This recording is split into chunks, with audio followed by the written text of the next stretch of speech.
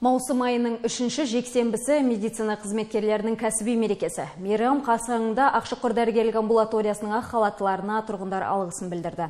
Бірін өлім аузынан арашалап аман алып қалса, енді бірін жан қысылғанда жылы сөзімен емдеуге қашанда әзір дейді олар. Жарты ғасырдан аса тарихы бар медицина ордасы туралы келесі сюжетте.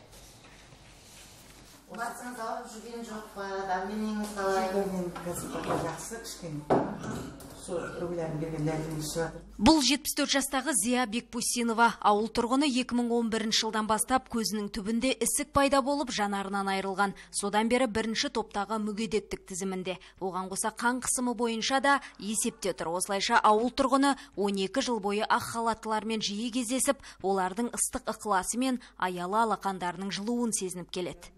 Қай жерге барсаң да, қай кабинетке кірсең де, ешқандай адам мүгедексіз, мертіксіз қабылдап, соны шарп салуы, қолына жетектеп, қай жерге барғанда сол өз баратын жерге апарып кіргізіп, жол сілтеуі, осылар мейірімділігінің өзі адамға кәдімгідей бір шипа іздеп келгенде өзіңе жанға бір сауал болып көрінеді.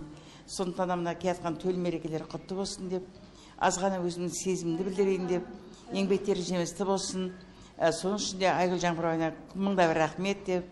Дәрігер ең ұлы әрі қастерлі мамандық. Бүгінде бүкіл әлем жұртшылығы осынау маңызды мамандық иелерінің көмегіне мұқтаж. Мәселен, ұлт саулығы үшін 25 жылдан бері еңбек етіп жүргендердің бірі Айгүл Көптілеуова. Еңбек жолын Алматыдағы жедел жәрдем қызметінен бастаған. 2005 жылдан бері аталмыш дәрігерлік амбулаторияда білікті маман болып жүр.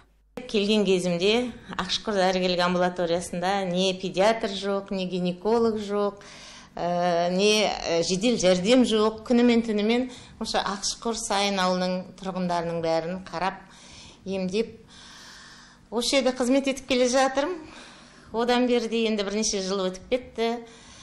Осы ұжымымыздың қазір саны көбейді, дәрігерлерім көбейді. Келе жатқан медицина қызметкерлер күнімен құттықтаймын. Дендеріне саулық тілеймін, барлықтарына абырой тілеймін. Бүгінде дәрігерлік амбулаторияда өз ісін жетік меңгерген 10 шақты дәрігер мен 25 мейірбике бар. Олар 9 мыңға жуық ауыл тұрғынының денсаулығын қадағалайды. Гүлайна Мерген, Саламат Қайыпов, Дидар.